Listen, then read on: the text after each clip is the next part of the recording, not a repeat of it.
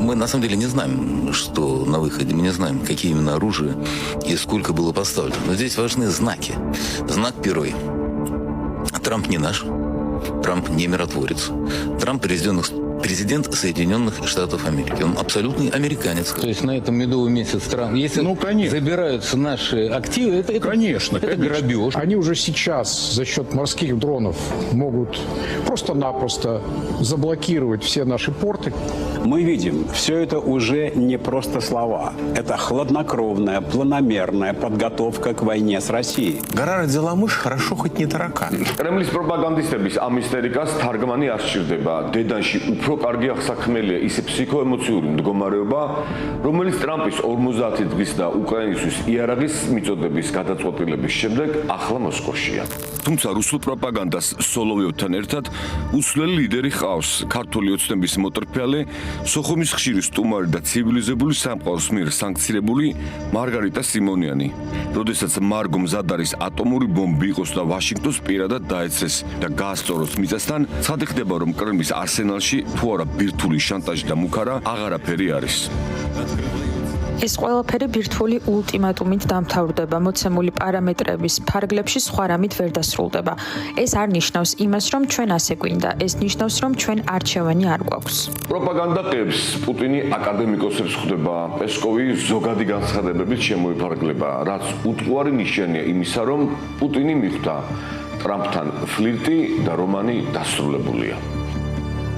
14 ივლისის სოფლიო ტრამპისგან უფრო მეც მოელოდა, მაგრამ იქვე გასაგები იყო თუ არათუ ტრამპს სოფლიოში არავის აქვს ჯადოსნური ჯოხი, რომლის ერთი მოქნევით პუტინის საკუთარ შიზოფრენიაზე უარს იტყვის. არც 50 დღეა საკმარისი ფსიქიატრიისთვის, რომ მსგავსი პაციენტი როგორიც პუტინია განიკურნოს. მედიცინა ასეთ შემთხვევაში უძლურია.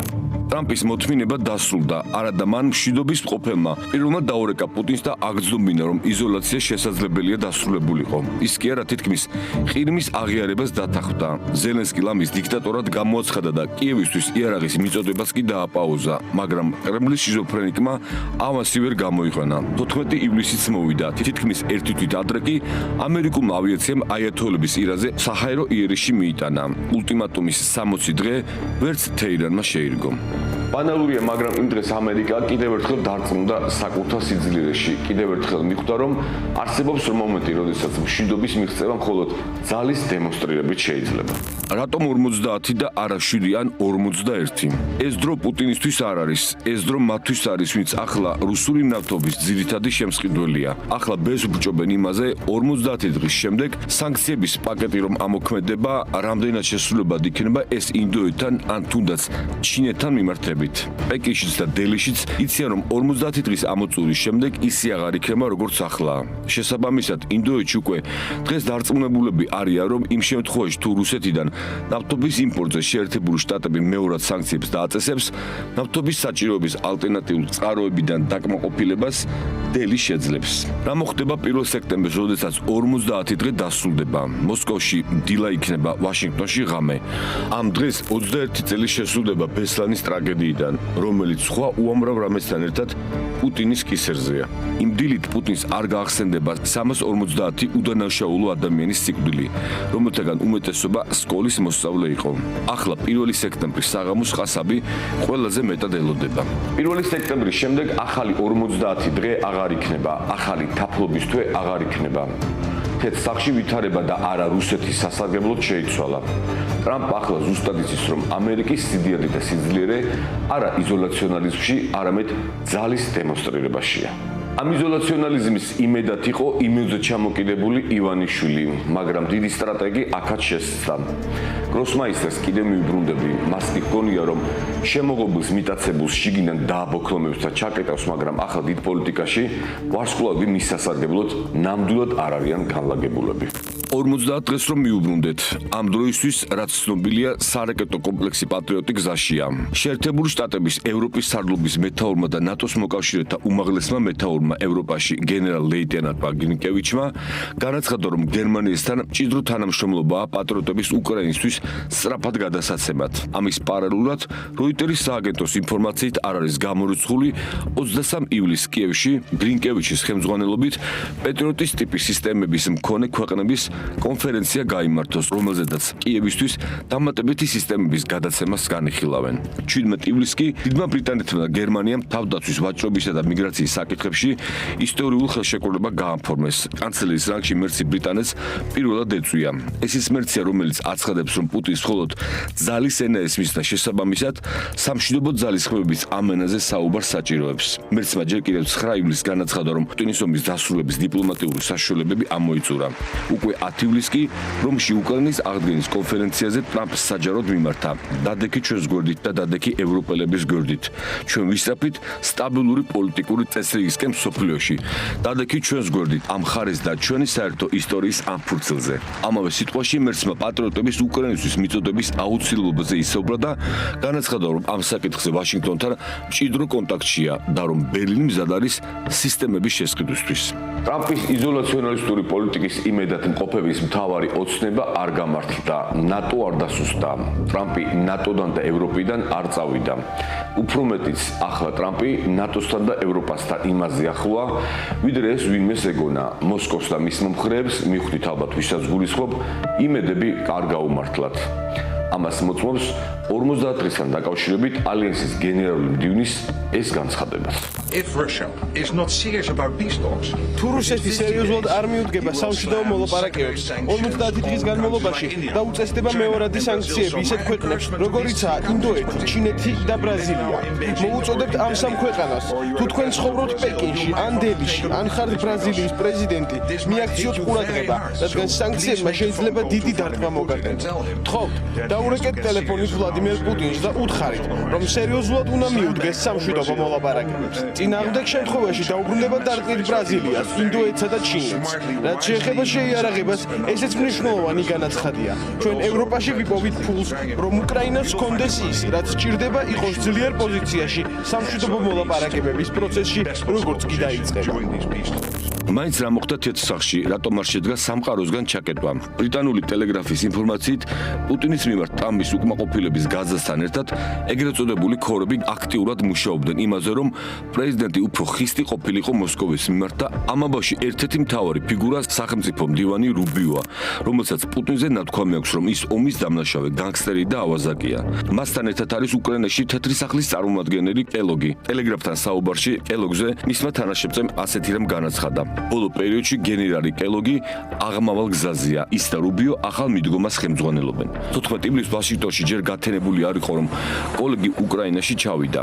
გარდა იმ თემებისა, რაზედაც კოლეგი კიევში საუბრობს, ყველაზე დიდი პლუსი ის არის, რომ ტრამპის წარმომადგენელი კიევის ცოცხალი ფარია. პუტინის ეს დღეებია კიევზე სარაკეტო იერში არ მიუტანია. აი რას წერდა გენერალი ჯერ კიდევ 2023 წელს სტატიაში, როგორი შეიძლება იყოს ტრამპის უკრაინის სტრატეგია. ტრამპს უთქვამს, მე ვეთყოდი პუტინს, თუ არ დადებთ გარიგებას, მაშინ ჩვენ უკრაინას საჭიროების შემთხვევაში იმაზე მეც მივცევთ, ვიდრე მათ ოდესმე მიუღიათ. ტრამპის ასული ქმედებები მეტყველებენ, რომ მისი ეს მუქარა სანდუა.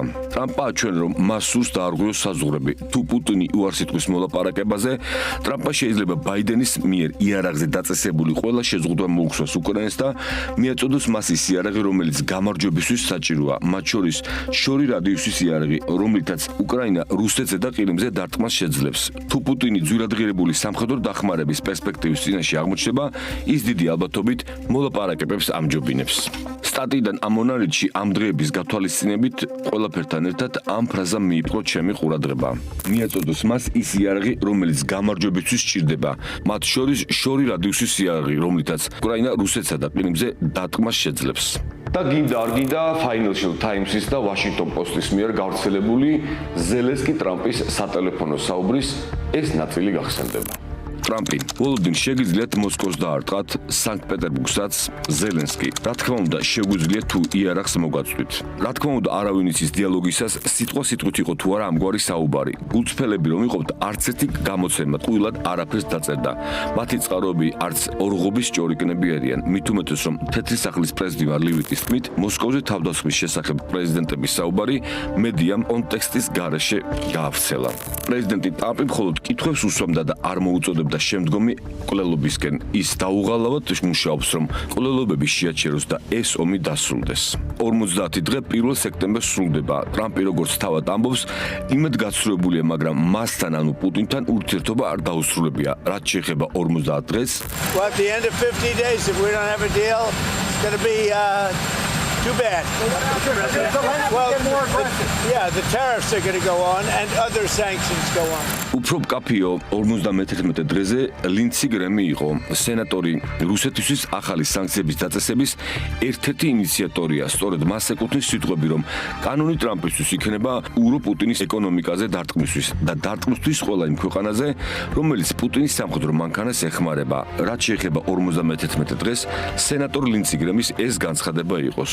თუკი პუტინსა და სხვებს აინტერესებს რა მოხდება 51 დღეს, აიეთოლასთან დარეკვას ურჩევდი. იმ ქვეყნის ადგილას რომ იყო, რომელიც რუსეთისგან იაფნავთობს, ყიდულობს და პუტინის ომის მანქანას აძლიერებს, პრეზიდენტ ტრამპს სიტყვაზე ვენდობოდი. არავინ იცის ადრე ან თუნდაც გვიან შემოდგომაზე ამ ხელოვნური ინტელექტით გაკეთებულ ფოტოს ვინ დაემატება. პუტინი ისედაც იქ არის ამ დიდებული ხალხის მასპინძელია. ჩაიწევენ ისე და თუ საქმეს დასჭირდა ამ პატარა რუსულ ქუხნაში ახალ წევრსაც დაიმატებენ. პარემ ერთად იყოს ყველა, ვინ სახელმწიფო მიიტაცა, ვინ სახელმწიფო დააბოქლომა ან ახლა ცდილობს დაბოქლომებას, ვინც ძალაუფლების შესანარჩუნებლად რუსეთის დაკრულზე ბუქნავს. რასაც ვადევნებ თვალყურს, სამ პირს აქვს ჩართული წამზომი პუტინს 50 დღიანი აიათოლა ხომენეის და ივანიშვილის აგვისტოს ბოლომდე. მაგარ კამპანიაში ვართ და მაგარ მოლოდინში ჩემამზე. ეს დიპლომატ ალექსი პეტრიაშვილის სიტყვებია, საუკეთესო აღწერა იმ ვითარების, რაც ახლა ივანიშვილის და სამწუხაროდ ჩვენს თავს არის. იგი უბედურება იყო ჩვენთვის, რომ გაიხსნა საზღვრები. და ყველა გადის გარეთ და ხედავს როგორ ცხოვრობენ სხვები. და ამან ჩვენი უბედურება გააღრმავა. ეს არის შური, ეს დააბარდა მათ გეგმა ჩემი სამშობლოს გადარჩენისა. ჩვენ უნდა ჩავიკეტოთ. ამ განცხადების გაკეთებიდან დეკემბრის ბოლოს 11 წელი გავა. ხომითო არაფერი და თითქოს ფილოსოფიური მსჯელობაა, მაგრამ შეფუთა რომ მოვაშოროთ, ივანიშვილის მიზანი ცხადზე ცხადია, ქვეყნის ჩაკეტო დაბოქლომება, რაც კობახიძის 28 ნოემბრის ცნობილი განცხადების შემდეგ აღსრულების ბოლო ეტაპზე გადავიდა. მოსკოვიდან ჩამოსული და მოსკოვზე მიმული ერთი კაცი ბრიუსელს მოსკოვსაც კი ადარებს. ბრიუსელი არ უნდა დაემსგავსოს საბჭოთა მოსკოვს. რატომ სურს ივანიშვილს მიტაცებულის დაბოქლომება? ამაზე ოდნავ ცლად მოგვიანებით, მაგრამ კი მთავარი კითხვა. როგორც უკვე გითხარით, 50 დღიანი ულტიმატუმის ჩართვის შემდეგ მოსკოვში მხოლოდ პროპაგანდა აბობოქრდა.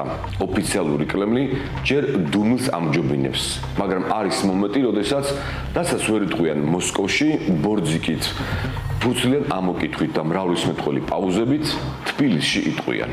დღეს ევროკავშირის წევრი ქვეყნების ხელმძღვანელთა მხრიდან იმდენად მძაფრია ომის რიტორიკა, რომ საომარ დაპირისპირებას არათუ დასასრული არ უჩანს, ყველაფერი კეთდება მისი განხანგრძლივებისთვის. უკრაინის მაქსიმალური შეიარაღება, შორმანძილზე მოქმედი იარაღის მიწოდება, სანქციების დამძიმება რუსეთისთვის, გადამდგარი გენერლების განცხადებები, რომ უახლოეს პერიოდში ისინი ემზადებიან რუსეთთან ომისთვის, ეს ყველაფერი ათლად აჩვენებს გლობალური ომის პარტიის გეგმას, რუსეთ-უკრაინის ომის საფუძველზე ევროპის ხარჯზე გაგრძელდეს საომარი მოქმედებები და გაძლიერდეს ის პროცესები, რომელიც დაკავშირებულია ერთი მხრივ ევროპის და მეორე მხრივ რუსეთის სასუსტებასთან. რა თქმა უნდა, ეს პროცესები ასეთი შედეგით დასრულდება. ასევე ხაზგასასმელია ევროკავშირის წევრი ქვეყნების გადაწყვეტილება, რომლის მიხედვითაც სამომავლოდ შეიარაღებაზე მთლიანი შიდა პროდუქტის 5% დაიხარჯება, რაც ამ ქვეყნების ბიუჯეტის 15%-ს აღემატება. გლობალური ომის პარტიის მიერ ნაკარნახევი ეს ნაბიჯი ევროპულ ქვეყნებს მილიტარისტულ ქვეყნებად აქცევს, რაც ერთი მხრივ კიდევ უფრო ზრდის კონტინენტზე საომარი ესკალაციის საფრთხეებს, ხოლო მეორე მხრივ სამხედრო ხარჯების გაზრდა კიდევ უფრო დაამძიმებს ევროკავშირის ეკონომიკის მდგომარეობას და სოციალურ ფონს. არ ვიცი სხვამ როგორ აღიქვა, მაგრამ ჩემი აზრით კობახიძემ ომის გაძლიერებისა და ამ ომის გაგრძელებისა და არ დასრულების სურვილში თეთრი სახლი ნატო და ევროკავშირი დაადანაშაულა. ანუ ის, რასაც პუტინი აკეთებს, ვასალური კოალიციის ბრალი ყოფილა. ომი ადრე თუ გვიან დასრულდება, სასურველია მალე დასრულდეს. ომის დასრულებასთან ერთად დასრულდება პუტინი. ომი ახლა პუტინის რეჟიმის შენარჩუნების ერთადერთი წყაროა.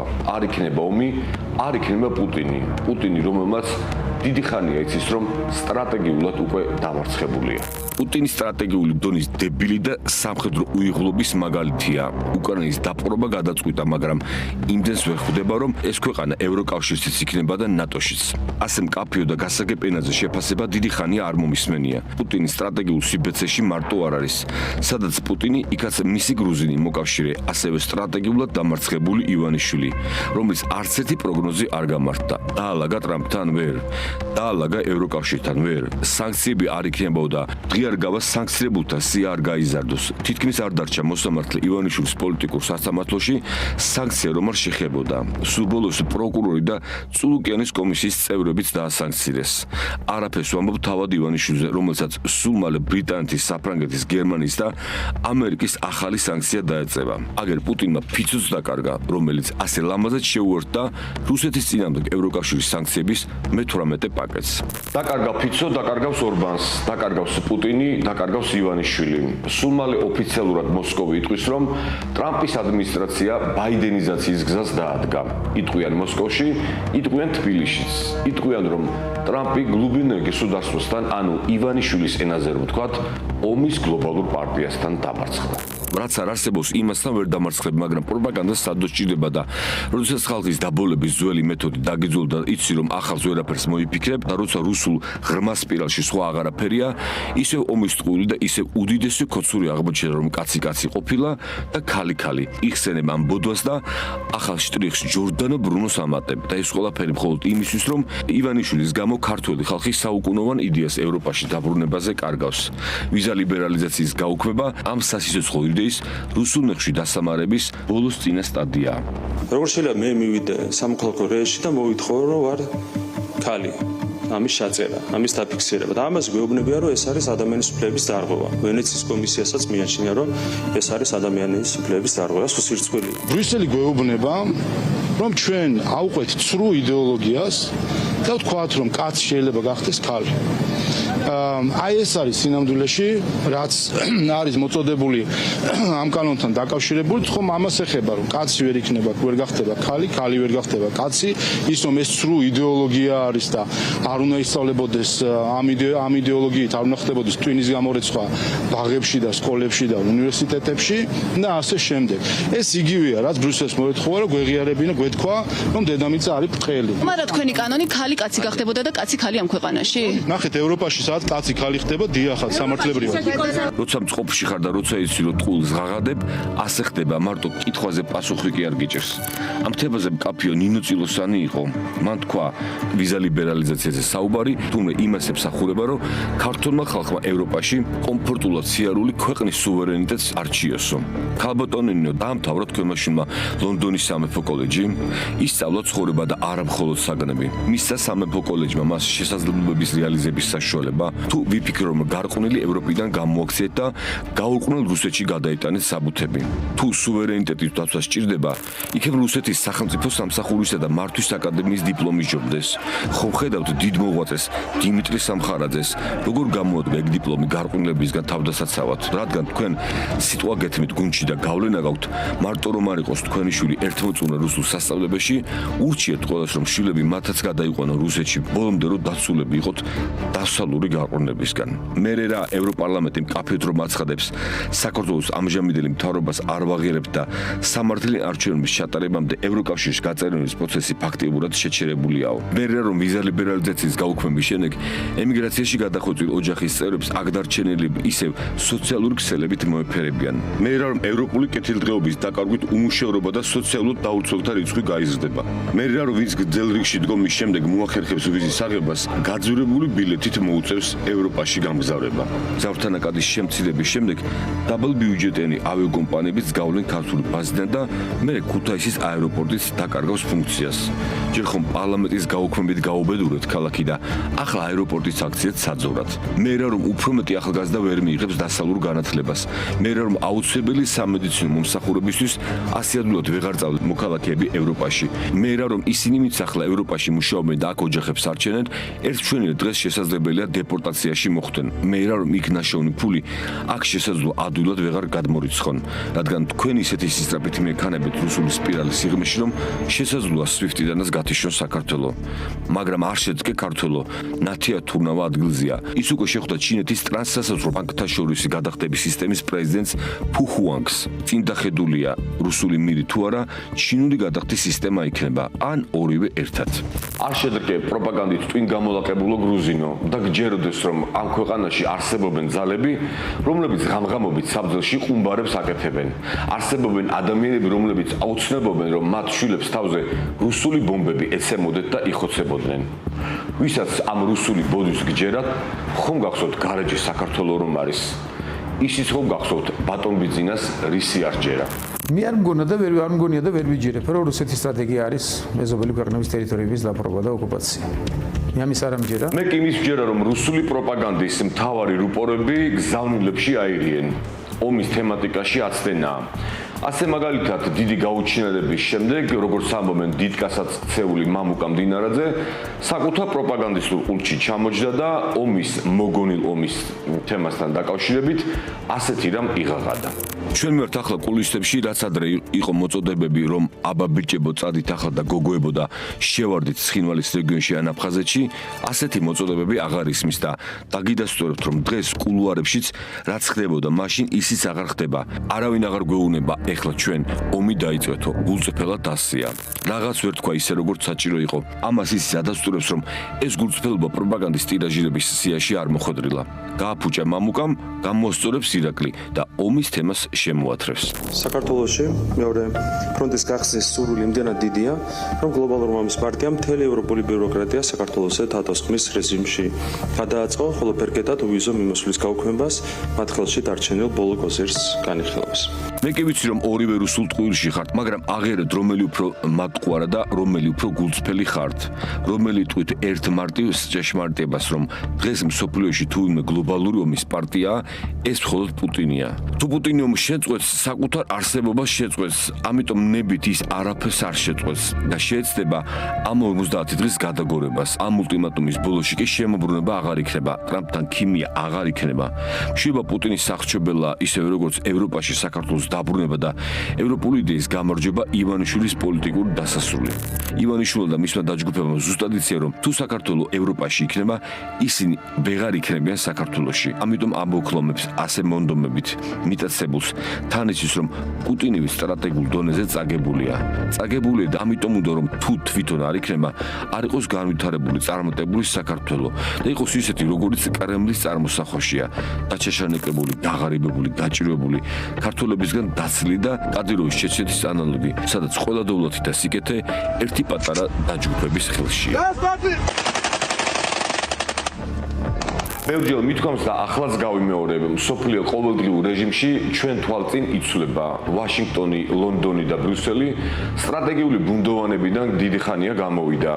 გადაწყვეტილება მიღებულია, პუტინი უნდა დასრულდეს და მასთან ერთად მისი ყველა მოკავშირე. ივანიშვილი ომის გაჭირვების, სიღარიბის, ემიგრაციის, უმუშევრობის, გაუნათლობის, უკანონობის, კორუფციის, პოლიტიკური სასამართლოს, მოძალადე პოლიციის, არაფორმალური მარბელი რაზმების, კრიმინალის, ქუჩური გარჩევების, არასტაბილურობის, დაშინების, თვალთვალის, მოსმენის, დასმენის, გაყალბებული არჩევნების, უპერსპექტივობის, ქართულ იდენტობის წაშლის პარტია. ადამიანის ცხოვრებაში და დიდ პოლიტიკაში ყოველთვის დგება მომენტი, რომელიც არ უნდა გამოტოვო. როგორც დიდმა მამარდაშვილმა თქვა, ყურადღებით უნდა ვიყოთ და არ უნდა გაუშვათ მომენტი, იმიტომ რომ ეს მომენტი არ გაგრძელდება, რადგან მხოლოდ ერთი წამით არის მოცემული. ეს შეგონება ჩვენს გარდა და ჩვენს ირგვლივ ყველამ გაიგო. უპირველესად კი ერევანმა და ბაქომ, რომელიც ასენებიერად თავს აღწევს რუსულ ორბიტას. ჩვენ კი ივანიშვილი უკუნში მიგვექაჩება. მისი არჩევანი ასე მკაფიო და ცალსახა არასოდეს ყოფილა. იზოლაცია და რუსული ნეხვი. ქართველი ხალხის არჩევანიც ნათელია. რუსეთისგან თავისუფალი ევროპული ყაიდის სახელმწიფო სახელად საქართველო. საკითხი მარტივად არის, ან ჩვენ, ან ის. თუ ის, მაშინ რუსული ბუქნაობა არა მხოლოდ გარუსებულ ბათუმში, არამედ სრულიად საქართველოში.